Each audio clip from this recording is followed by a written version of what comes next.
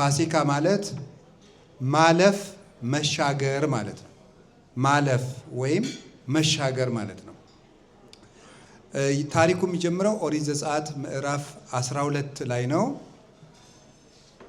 እስራኤል በግብፅ ባርነት በነበሩበት ጊዜ 215 ዓመታትን ግብፅ ከተገዙ በኋላ እግዚአብሔር ነፃ ሊያወጣቸው ሲወድ ሙሴን ከባህር መስጠም አትርፎ በነደ እሳት መካከል ተገልጾ ታምራትን ሸልሞ የአንድ ሀገር ንጉሥ ለሾመው ሹም ማህተም ምልክት አድርጎ እንደሚሰጠው እግዚአብሔር ለወዳጆቹ የታምራት ማህተም ሰጥቶ ይልካቸዋል። ሙሴ ወደ ግብፅ በሄደ ጊዜ እግዚአብሔር ታምራትን ምልክት አድርጎ ሰጥቶ ወደ ግብፅ ልኮታል።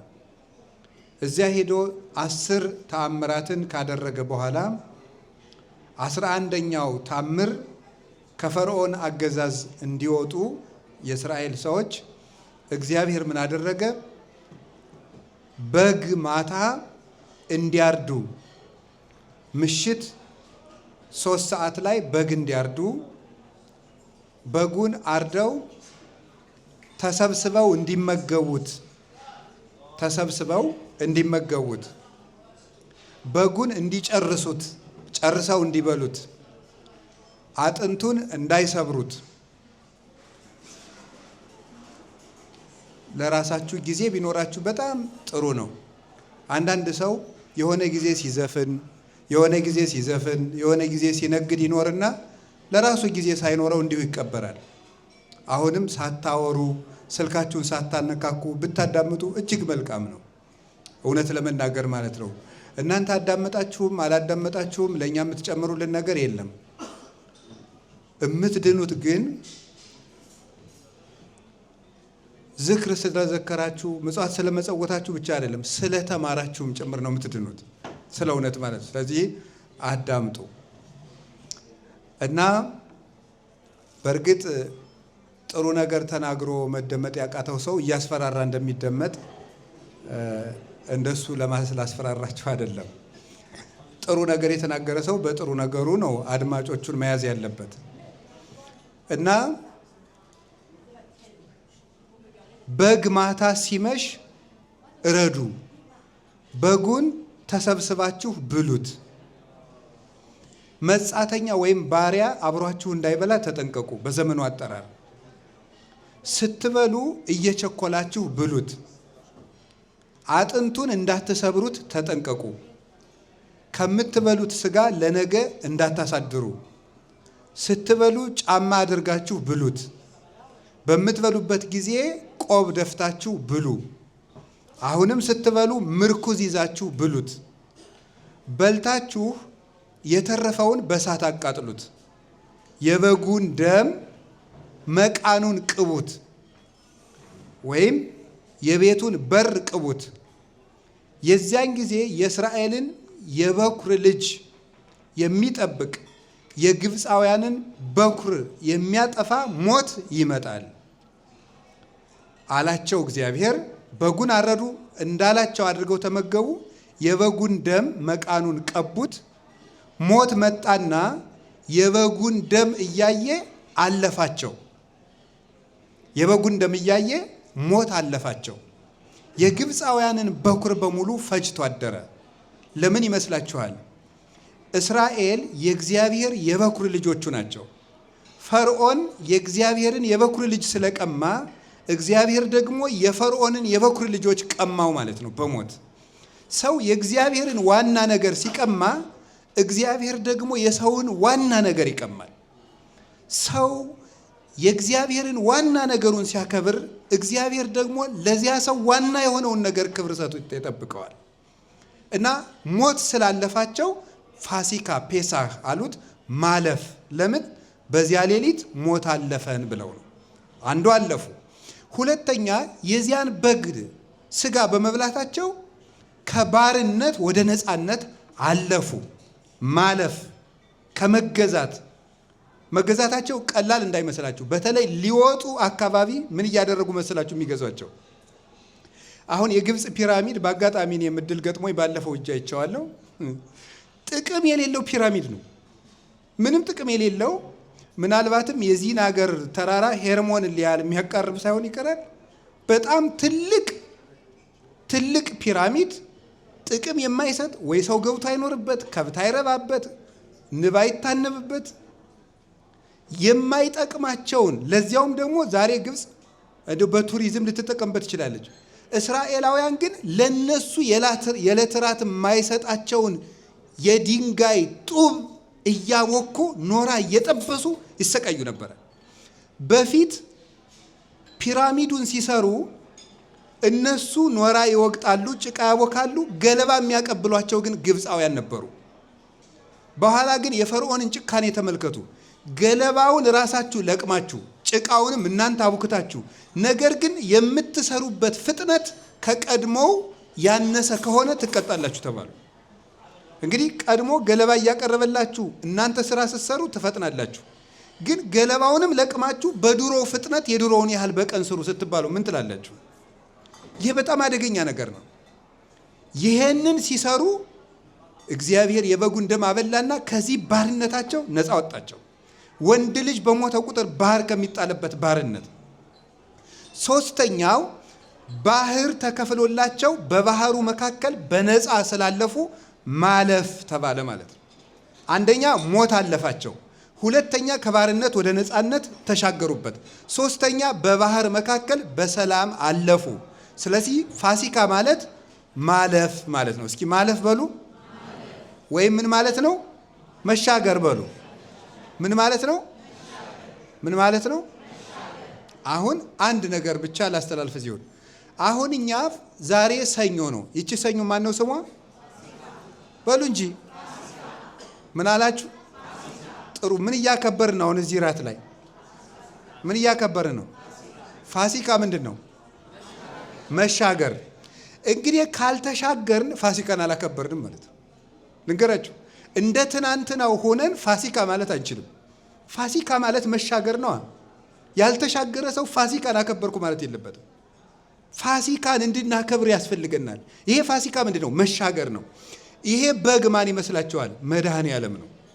የዓለሙን ኃጢአት ሁሉ የሚያስወግደው የእግዚአብሔር በግ እነሆ ብሎ ዮሐንስ ወንጌላዊ ምዕራፍ 1 ላይ እንደተናገረው ያ በግ መድኃኔ ዓለም ነው። ሊቀ ካህናቱ እሱ ነው። በጉ እሱ ነው። መስዋዕቱን የሚቀበለው ንጉሥም እሱ ነው።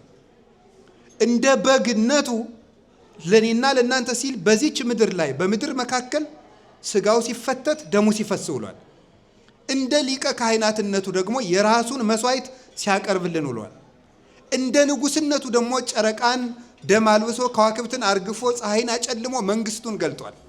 የመቅደሱ ጌታ መሆኑን የቤተ መቅደሱ መጋረጃ በመቅደድ አለቱን በመሰንጠቅ በገዛ ደሙ መቃብራትን በማናወጽ ምድርን አናውጾ ሙታንን በቃሉ በመቀስቀስ መንግስቱንም ክህነቱንም መስዋዕትነቱንም ገልጧል።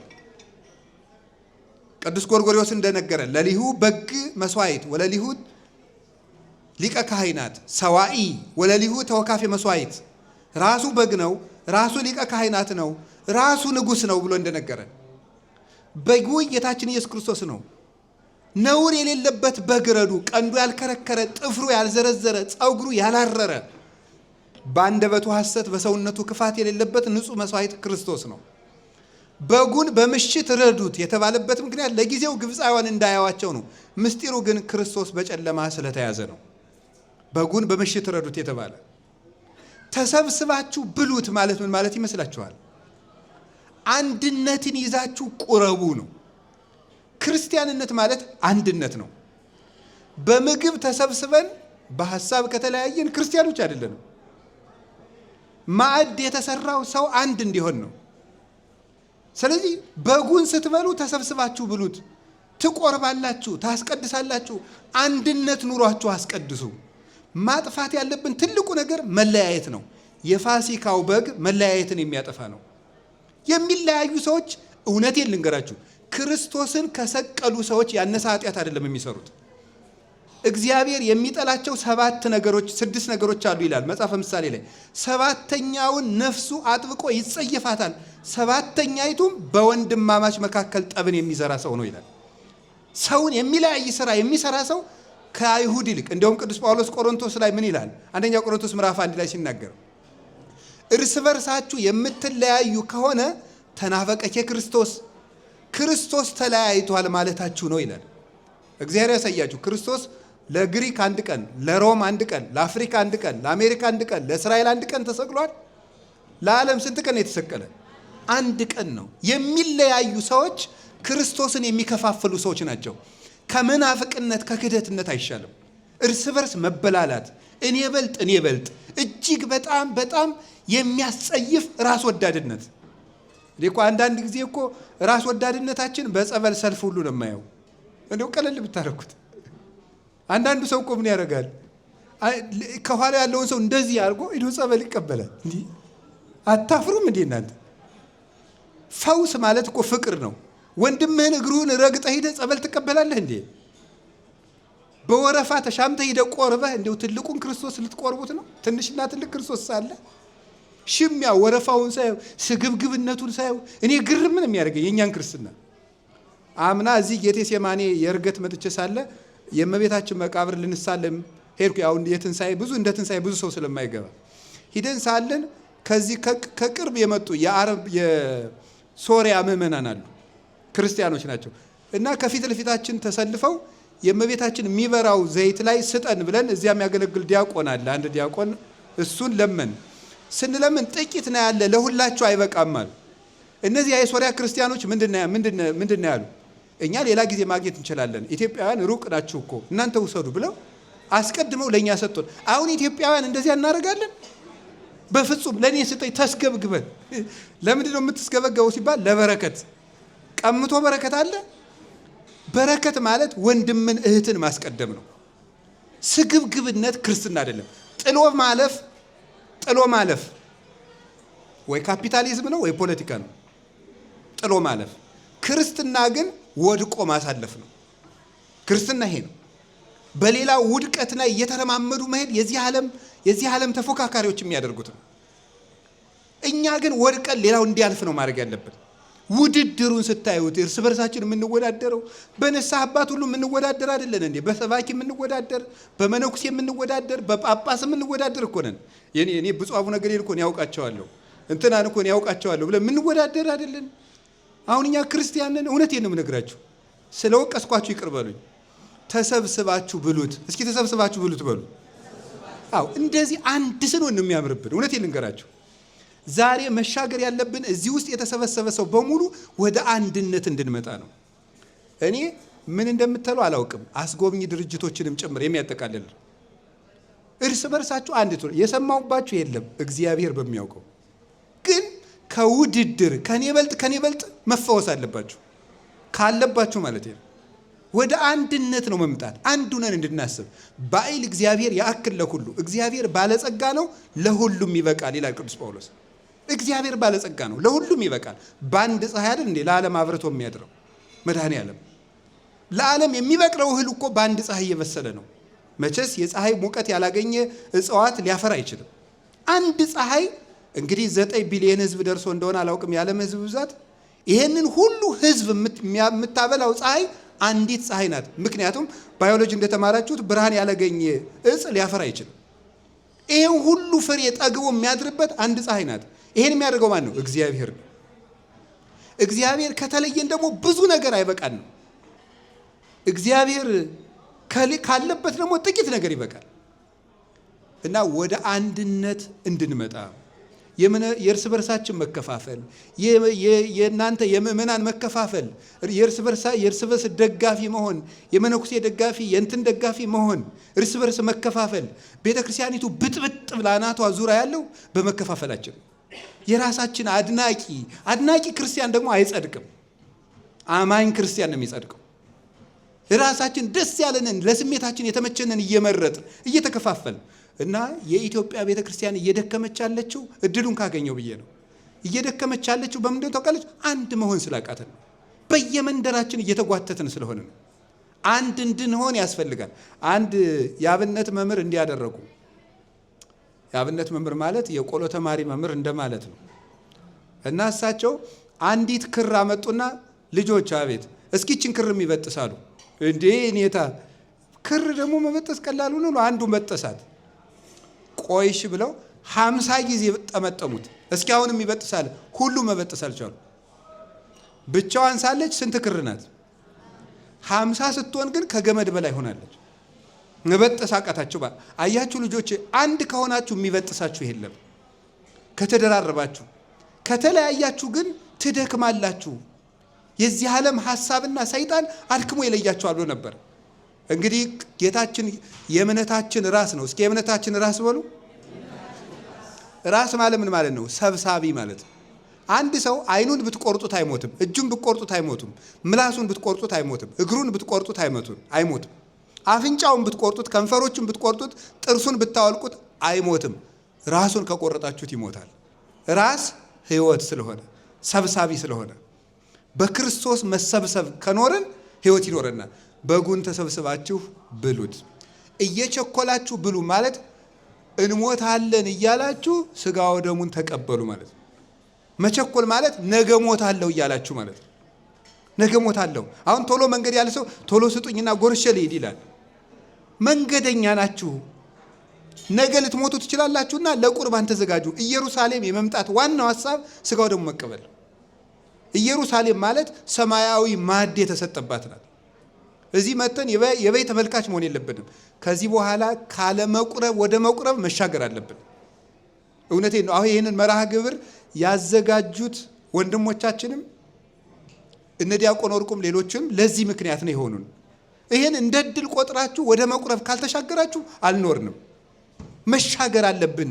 እንዴት ለፍታችሁ የአባታችሁ ማዕድ ሳይጎድል ጦማችሁን ትኖራላችሁ? እያያችሁ ታላቅ ይሞታል ሲባል ታናሽ እየተደፋ ነው። አጠገባችን ያየናቸው ሰዎች የሉ። በእድሜ ጠብቆ የሚገል ሞት የለም። ስለዚህ እግዚአብሔር ቤተሰቦች መሻገር አለብን። እየቸኮላችሁ ብሉት። ስትበሉስ ምን አርጋችሁ ብሉት? ጫማ አርጋችሁ ብሉት ማለት ወንጌል ተማሩ ማለት ነው። የሰላሙን ወንጌል ተጫምታችሁ ቁሙ እንዳለ ኤፌሶን 6:10 ላይ ተስኢነክሙ ኃይለ ወንጌል ዘበሰላም፣ ወንጌልን ተጫምታችሁ ብሉት ማለት ነው። የሾህ አክሊል ቆብ ደፍታችሁ ማለት ለእናንተ ስጋዬንና ደሜን ለመስጠት በላይ የደፋሁትን የሾህ አክሊል እያሰባችሁ ቁረቡ። ምርኩዝ ይዛችሁ በሉት ማለት በመስቀሌ አምናችሁ ስጋው ደሙ ተቀበሉ ማለት። ባሪያ እንዳይባላ ተጠንቀቁ ማለትስ ምን ማለት ነው? የኃጢአት ባሪያ የሆነ ሰው እንዳይቆርብ። ታዲያሳ ከኃጢአት ባርነት በንስሐ ውጡና ቁረቡ ማለት ነው። ፋሲካ ማለት እሱ ከልማድ መሻገር። ለፍላፊ የሆነ ሰው ከለፍላፊነት ወደ ጭምትነት መሻገር። ሐሜተኛ የሆነ ሰው ከሐሜተኛነት ወደ አንዳንዱ ሰው እኮ ሲሳደብ በስመ አብ ወወልድ ወመንፈስ ቅዱስ በስድብ ማስተርስ ያለው ነው የሚመስል። እውነቴን እኮ የምነግራችሁ እንዲሁ ስድብ የሚያመርት ሰው አለ እንደ ፋብሪካ ማለት ነው። ትክክል አይደለም። መሻገር አለብን። ኢየሩሳሌም መተን ሊበቃን ይገባል። እንዴ በጣም በጣም በጣም መሳደብን መተው። እንቅልፋም የነበረ ሰው ወደ እንቅልፍን ወደ መቀነስ መሻገር። ስግብግብ የነበረ ብቻውን የሚበላ ወደ መጽዋችነት መሻገር። ሰዎችን ገሎ በሐሰት ከሶ በሐሰት አስመስክሮ ድሃ ሽጦ የደም እንጀራ የሚበላ ሰው እሱን ወደ አለማድረግ መሻገር አለበት። ሰነፍ ሰው ወደ ትጋት መሻገር አለበት። አናነብ እንዲሁ ይገርማችኋል። እስቲ አሁን እንዲሁ መጽሐፍ ቅዱስ በወር አንዴ የማታነቡ ብል አሁን እንዲሁ አላዋረዳችሁ ምን ወንድማችሁ እንጂ ስንቶቻችሁ እንደማዋረዳችሁ እርግጠኛ ነኝ። አውጡ ብል በወር አንዴ እንኳን አንብባችሁ የማታውቁ ማለት ተሻገሩ እንጂ ጎበዝ። አላደርሰኝ ብሎ እንዲሁ አንድ ሰውዬ እኔ መጣ ገዳምና እንዲሁ አባ ምከረኝ አለኝ። በቀን አንድ ምዕራፍ መጽሐፍ ቅዱስ አንብብ አልኩት። ሰውየው ትልቅ ማዕረግ ያለው ሰው ነው። እንዲህ ነው እንዲያ ነው አልላችሁ እና ጊዜ የለኝም አለኝ። በጣም ቱማች ቢዚ ነኝ አባ፣ እኔ ስብሰባ ይበዛኝ አለኝ። እኔ ያልኩትን አንድ ነገር ልንገራችሁ። ደቂቃ ይዤ መጽሐፍ ቅዱስን አንብብ አልኩት። ደቂቃ እንዳያስኩ አያውቅም። አንብቦ ሲጨርስ ምዕራፉ ሲጨርስ አቁም አልኩት። የፈጀበት 2 ደቂቃ ከ17 ሰከንድ ነው የፈጀበት እና 2 ደቂቃ ከ17 ሰከንድ የለውም ይሄ ሰውዬ። ፌስቡክ ላይ የምታነቡት 17 ደቂቃ አይፈጅም። ራሱ የምታነቡት ቴክስታችሁ ራሱ የምትላላኩት ቴክስት 20 ደቂቃ አይፈጅም። እንደው መቼ ነው የምንሻገረው ዘመዶቼ? እንሻገር። እዚህ መተን ሆ ሆ ሆ ማለት አይደለም። ተሻገሩ። ፋሲካችን ክርስቶስ ታርዷልና አሮጌውን እርሾ አስወግዱ። አንደኛ ቆሮንቶስ ምዕራፍ 5 ቁጥር 7 ላይ እስመ በፋሲካነ ተሰቅለ ክርስቶስ፣ ፋሲካችን ክርስቶስ ታርዷል፣ አሮጌውን እርሾ አስወግዱ። አመላችሁን ማለት ነው። ቂምን መተው። እኔ አንዳንዱ ሰው ምን ይላል? እኔ ቂም መያዝ አልወድም። በነገራችሁ ላይ ያው አብረን አንቀጥልም ነው እንጂ ቂም መያዝ አልወድም ይላል። ይሄ የዘመነ ቂም ነው ደግሞ። ይሄ እንዴት ነው አብረን አንቀጥልም ግን ቂም አላስኩም ማለት ምን ማለት ነው? ቂም ማለት ምን ማለት ነው? አንድን ሰው ስታስቡት ደስ የማይላችሁ ከሆነ እሱ ቂም ነው። ቂም የያዘ ሰው ደግሞ ነፍሱን በሁለት መንገድ ይበቀላታል። አንደኛ የእግዚአብሔርን ሕግ በማፍረስ ይቅር እላችኋለሁና ምን በሉ ብሏል ጌታ? ይቅር በሉ ብሏል። ሁለተኛ ደግሞ እሱ ይቅር ሲል እግዚአብሔር እሱን ይቅር ይለው ነበረ። ይቅር ባለማለቱ ለነፍሱ ምን አሳጣት? ይቅርታ አሳጣት ይላል። የራስህን ነፍስ ትበቀላለህ ማለት ነው። ወደ ይቅርታ መሻገር፣ ይሄ መንደረኛነታችን ሁሉ መሻገር አለበት። መሻገር። ከዚያስ ሐሞት ጨምራችሁ በሉት። ለጊዜው ስጋ በልቶ ሐሞት ሲጨምሩበት ይሄ የበላ ነው ይበታተናል። ጥሩ ነው ሐሞት። ምስጢሩ ግን ምንድን ነው? እኔ ለእናንተ መራራ ሐሞት እንደጠጣሁላችሁ መራራ ነገርን እየታገሳችሁ ስጋ ወደሙ ተቀበሉ፣ ክርስቲያን ሁኑ፣ መራራ ነገር ቻሉ ነው። እሱ ነው የነገረን። የተረፈውን በሳት አቃጥሉት ማለት የተማራችሁትን ተምራችሁ ሌላውን እግዚአብሔር ያውቃል በሉ ማለት ነው። እሳት የተባለ እግዚአብሔር ነው። እግዚአብሔር ያውቃል በሉ። እሱን ሲለን ነው ጌታ መቃኑን ቅቡት። መቃኑ ማለት በሩ ነው። የክርስቲያኖች ከንፈር የክርስቶስ ደም ካለበት ሞት ያልፋቸዋል። የቤቱ በር የተባሉ የክርስቲያኖች ከንፈሮቻቸው ናቸው። የበጉ ደም የተባለ የክርስቶስ ደም ነው። እሱን የቆረቡ ሰዎች ሞት ያልፋቸዋል። ከሞት እንኳን አክሊል የሚያገኙበትን ሞት ይሞታሉ። ስለዚህ የእግዚአብሔር ቤተሰቦች እኔ የምላችሁ ሞት እንዲያልፋችሁ ከፈለጋችሁ እኔ ነግራችኋለሁ። ኢትዮጵያም እያያችሁት ነው፣ በየስፍራው ሞት ነው። እዚህም ቢሆን እኔ አልናገርም። በዚህ እንንትናሉ፣ በዚህ ምን እንትናሉ አልናገርም። ሲሆን የከረመውን ታውቃላችሁ። አጠገባችሁ ተቀምጦ አህያ ናት እየሞተች የምትበላ። አህያ እየሞተች ሁሉ ትበላለች። በምድር ካሉ እንስሳት እየተንፈራገጠች የምትበላ አህያ ናት። እንደ አህያ ዝም ብለን ቁጭ ብለን እንዳንሞት የእግዚአብሔር ቤተሰቦች። ስለዚህ ከኃጢአት ባርነት እንሻገር። ግብፅ ማለት ድንቁርናን ከድንቁርና መውጣት አለብን። ከመለያየት ወደ ርስታችን ወደ ቤተ ክርስቲያንና ወደ መንግሥተ ሰማያት እንሻገር። እግዚአብሔር ያሻግረን። እግዚአብሔር ያሻግረን። ወደ ቅዱስ ሥጋ ወደ ክቡር ደሙ ያሻግረን። ወደ ቤተ ክርስቲያን አንድነት ያሻግረን። ወደ ስርዓት ያሻግረን። ይሄን ነው የምላችሁ። የመጨረሻዋ ሁለተኛዋ መልእክቴ አሁንም ያው ነው። አንድ ነገር ነው። አንደኛው ፋሲካ ማለት ምን ማለት እንደሆነ ልንገራችሁ። ፋሲካችን አሁን ማን ነው? ክርስቶስ ነው። ሁለተኛውን የምነግራችሁ አንድ ምሳሌ ብቻ ለመመሰል ነው። አሁንም ስለ አንድነት ነው የምነግራችሁ። ስለ ምንድን ነው ያልኳችሁ? አቤት አንድነት። እስኪ ከሰውነታችን ውስጥ አንድ ተረት አለ፣ የማይጠቅም ተረት። ኢትዮጵያ ውስጥ ምን ተርተው ስጋ ቁጠር ቢሉት ጣፊያን ቁም ነገር ብሏት ማለት ነው። ስጋ ቁጠር ቢባል እነ ልብ እነ ኩላሊት እነ ምንድነው ደና ስጋ እስቲ ተናገሩ። እነዚያን ትቶ ማንን ቆጠረ? ግን ጣፊያን ብናወጣት ቆመን መዋል እንችላለን ወይ ነው ጥያቄው። የሰውነታችን የጨው መጠን ከሚቆጣጠሩት አንዷ ማን ናት? ጣፊያ ብትወጣ ሰው ይቆማል? ካልተናደዳችሁብኝ እና እንደው ካልተጸየፋችሁኝ ወይ አባ ወራዳ ነው ካላላችሁኝ ሌላ አልጨምርም። ሰው የሚጸዳዳበት አካሉ ስራ ቢያቆም ምን የሚሆን ይመስላችኋል? ምን አይዟችሁ፣ ግድ የላችሁ አካላችሁ አይደል? ምን የሚሆን ይመስላችኋል? አሁን እኮ አቶ ገሌ ወይዘሮ ገሌ የሚባል እኮ ያ ስላለ ነው። ባይኖር እኮ ማጌጥ አይቻል፣ መሽሞንሞን አይቻል፣ ነጭ መልበስ አይቻል፣ መኳንንት ወይዘሮ መባል አይቻል፣ ጌቶቹ እመቤቲቱ መባል የለ፣ መዋረድ ነበር የነበረው። ስለዚህ ምን አለ ቅዱስ ጳውሎስ? የምትንቀው አካልህ ክብርህ ነው አለ። እስኪ በሉ የምትንቀው አካልህ በሉ ምንህ ነው አለ? ክብርህ ነው አለ። የምትንቀው አካልህ ነው አክብሮህ የሚውለው። የምትንቀው አካልህ ቢጎል ግን ከብረህ መዋል አትችልም፣ ከብረህ ማደር አትችልም። ያ ማለት ምን ማለት ነው? የምትንቀው ወንድምህ የምትንቃት እህትህ ምንድን ነው ማለት ነው? ክብር ይሆናል። ሰውን አቅልለን ከማየት ሰውን ታናሽ ከማለት አሁን ይህንን አንድነታችን እንድናመጣው እውነቴ ነው። በጣም ደስ እኮ ነው የምንለው። ሰይጣን የሚቀናበት ትልቁ ነገር ምን እንደሆነ ልንገራችሁ፣ አንድነት ነው። ይህን ነው ማጥበቅ የፈለግኩት። ህዋሳት ቢለያዩ መቆም ይችላሉ። እስኪ አንድ ነገር ላሳያችሁ። ለምሳሌ እኔን የጥፍር በሽታ ጥፍር መጥመጥ ይባል ነበረ በድሮ።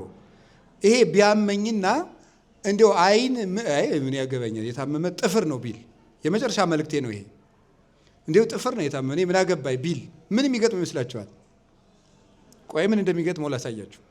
አይን ሲወዘወዝ ምን ይሆናል ማለት ነው? እንግዲህ ሐኪሞቹ እንደነገሩን ይሄ ጭንቅላታችን ኮማንድ ሴንተር ነው የሚባለው አይደለም ነው? ምንድን ነው ኮማንድ ሴንተር? አሁን ለምሳሌ ጣታችን እኔ ሐኪም ጠይቄ ነው አልተማርኩም። ላልተማርኩት ነገር ይቅር በሉኝ። እዚህ ለምሳሌ እዚህ አካባቢ ሰው በመርፌ ቢወጋኝ እዚህ ውስጥ መርፌ ሲወጋኝ የሚያመኝ ለምን ይመስላችኋል? ሜሴጅ ትራንስሚተርስ አሉ አይደለም? ሴሎች አሉ። እነዚህ ሴሎች ለጭንቅላቴ በዚህ ግዛት በኩል ችግር ተፈጥሯል ብለው ስለሚነግሩት ነው። ሲነግሩት እዚህ ላይ መታመሙ ጉዳት እንደደረሰ ይነግረኛል። አስተዳዳሪው ማን ነው? ራስ ነው ማለት ነው። አይምሮ ውስጥ ነው ትእዛዙ የሚሰጠው። ስለዚህ አይናችን አሁን እጣቴን ቢያማት ጭንቅላት በዚች ስራ ስለሚጠመድ ምን ይሆናል? አይን እንቅልፍ አጥቶ ያድራል። ስለዚህ አያገባኝም ብትል አይን ቆርፍዳ ታድራለች። አይን ሲታመም ከዚያ በኋላ ደም ይለብሳል፣ ራስም ይታመማል። የሚሻለው በአንዳችን ጉዳይ ላይ ሁላችን ያገባናል ማለት ነው። ለምሳሌ ልንገራችሁ። እጣቴን ቢያመኝ ሁሉም ሕዋሳት እንዴት እንደሚተባበሩ ላሳያችሁ። ምን ያደርጋል? ልብ ይሄን እጣቴን አመመኝ፣ መድኃኒት ወዳለበት ቦታ መሄድ አለብኝ። የት አለ? እዚህ ከሆነ ወደ አንዱ ከተማ ያስባል። በጣም ጥሩ። እግር ምን ያደርጋል? ልሂድ መድኃኒት ወዳለበት ብሎ ይሄዳል። ከዚያ አፍ ምን ያደርጋል? አይን ምን ያደርጋል? እያየ ይሄዳል መንገዱ። አፍ ምን ያደርጋል? እጣቴን አሞኝ ብሎ ይነገራል። ጆሮ ምን ያደርጋል? መድኃኒቱን እንዲህ አድርገህ ዋጠው የሚለውን ይሰማል። እጅ ምን ያደርጋል? መድኃኒቱን ይቀበላል። ጥርስ ምን ያደርጋል? መድኃኒቱን ያኝካል። ጉሮሮ ምን ያደርጋል? ያወርዳል። ከዚያ ዋሳ ጨጓራ ይፈጨዋል። እንግዲህ ወፍራም አንጀት፣ ቀጭን አንጀት ከዚያ ወደ ልብ እና በኦክሲጅን በልጽጎ ወደ ደም ስሮቻችን ይዛወርና ሰውየው ጤና ያገኛል ማለት ነው። ተባብረን ነው ምንድነው? እስኪ ተባብረን እንዳን በሉ። ሕዋሳት ተባብረው እንደሚድኑት እኛም ካልተባበርን አንድንም። ቅዳሴያችን ራሱ በአንድነት ጀምሮ በአንድነት ነው የሚጨርሰው። አሃዱ አብ ቅዱስ፣ አሃዱ ወልድ ቅዱስ፣ አሃዱ ውእቱ መንፈስ ቅዱስ። እግዚአብሔር አብ አንድ ነው በአካሉ በስሙ በግብሩ ለብቻው ነው። እግዚአብሔር ወልድ አንድ ነው በአካሉ በስሙ በግብሩ። እግዚአብሔር መንፈስ ቅዱስ አንድ ነው በአካሉ በስሙ በግብሩ። ወልድን መንፈስ ቅዱስን አይሆንም፣ አብም መንፈስ ቅዱስን ወልድን አይሆንም፣ ወልድም አብን መንፈስ ቅዱስን አይሆንም። በየግብራቸው በየአካላቸው በየስማቸው ጸንቶ ይኖራል። ረበሽኳችሁ። የሚጎረብት ትምህርት ላመጣ ጀመርኩ መሰል ልተው። ወይም አንድ ናቸው ማለት አብ በባህሪው በመለኮቱ ከወልድ ከመንፈስ ቅዱስ ጋር አንድ ነው። ወልድ ከአብ ከመንፈስ ቅዱስ ጋር በባህሪው በመለኮቱ አንድ ነው። መንፈስ ቅዱስ ከአብ ከወልድ ጋር በባህሪ አንድ ነው። መጨረሻ ላይ የቀደሰው ካህን ምን ይላል? ሀበነ ንህበር በዘዚአከ መንፈስ ቅዱስ፣ አቤቱ በመንፈስ ቅዱስ አንድ እንድንሆን አድርገን ይላል። በአንድነት ተጀምሮ ቅዳሴው በአንድነት ያልቃል። በመለያየት የተጀመረ በመለያየት ይፈጸማል። እና ጌታችን ኢየሱስ ክርስቶስ ምግብን እንደዚህ በማዕድ መመገብን የሰራልን። አሁን እንደው ስትበሉ ቤትም ራሱ በአንድ ብሉ። ሚስቲቱን ብቻዋን አትብላ፣ ባልም አንድ ቤት ብቻችሁን አትብሉ። አንድነት ያመጣል። እንደ ዝንጀሮ ብቻችሁን በየሳህኑ እየያዛችሁ ጉች ጉች ባትሉ ደስ ይለኛል። እኔ እውነቴን ነው። ያ የባለ ትዳሮችን አንድነት ያመጣል። ምግብ ስለሚያፋቅር ማለት ነው። እና ይህንን የሚያፋቅር የክርስቶስን ማዕድ የአብርሃምን ማዕድ እንድናስታውስ ያደረጋችሁንን ወንድሞቻችን ሁሉ እግዚአብሔር ይጠብቅልን። መድኃኒታችን ኢየሱስ ክርስቶስ በሀገራችን በኢትዮጵያ ያለውን መለያየት ሁሉ አጥፍቶ ሰላምን ይስጠን። ለሀገራችን ሁሉ ለዓለማችን ሁሉ ሰላም ይስጠን። የሰላም ባለቤት ከክፉ ልማዳችን ያሻግረን። ፋሲካ መሻገር። ይቆየን። ስብሐት ለእግዚአብሔር።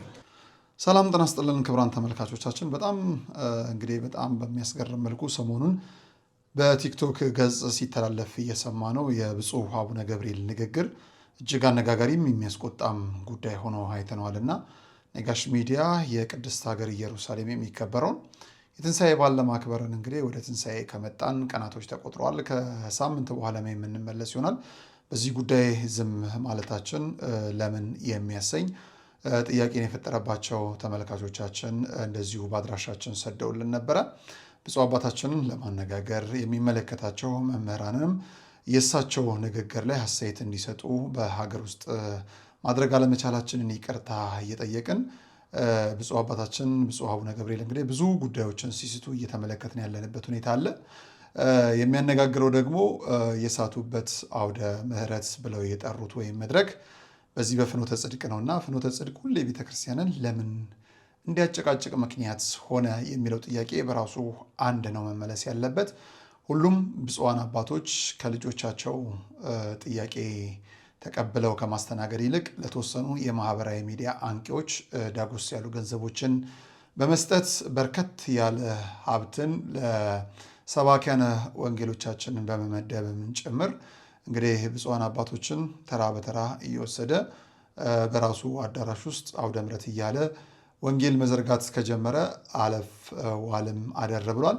ይህንን ጉዳይ የተቃወሙ ሰዎች እንደ አርዮስ የተወገዙ ይሆኑ በሚል አስተሳሰብ ያንን የሚሰሩ የተለያዩ ቡድኖች ባሉበት በዚህ ሰዓት ብፁዓን አባቶቻችን እዛ እየሄዱ የሚያስተላልፉት አንዳንድ ያልተገባ መልእክቶች እስከ መቼ እንደሚቀጥሉ አላውቅም እግዚአብሔር በሚያውቀውና ግለሰቦች ወይስ ቤተክርስቲያን ማን ይቀድማል የሚለውን ጥያቄ በምርጫ እስክናመጣ ድረስ የተቸገርንበት ሁኔታ እንዳለ በጣም እየገባኝ ነው ያለው።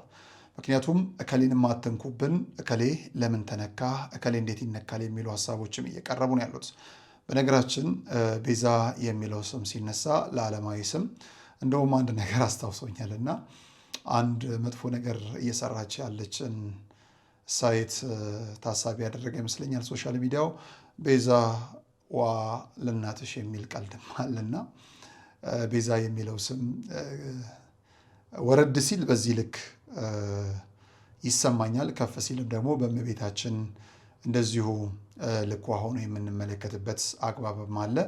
እነዛ ምንድናቸው የሚለውን ቤተክርስቲያን የወላድ መካን አይደለችም እና ብዙ ሊቃውንቶች ያሏት እነዚህ ሊቃውንቶች ምን አሉ፣ ቤተክርስቲያንስ ራሷ በመጽሐፏ በሕጓ በስርዓቷ ምን አስቀምጣለች የሚለውን ነገ ላይ የምንከታተለው ይሆናል። ቀደም ሲል የተመለከታችሁት የርዕሰ ሊቃውንት የቀደም ሲል ስትመለከቱ የነበረው የአባ ገብረ ኪዳን ትምህርት በጣም በሚያስገርም በሚያስደንቅ መልኩ የቅድስት ሀገር ኢየሩሳሌም ያስጓዙን የጉዞ ወኪሎች በጋራ በአንድነት ሆነው ያዘጋጁት የአጋፔ ማዕድ ላይ በተመለከተ ያስተላለፉት መልእክት ነውና የማይረባ ሐውልት ብለው ነበረ የተናገሩት በግብፅ ሀገር ያለውን ፒራሚድ።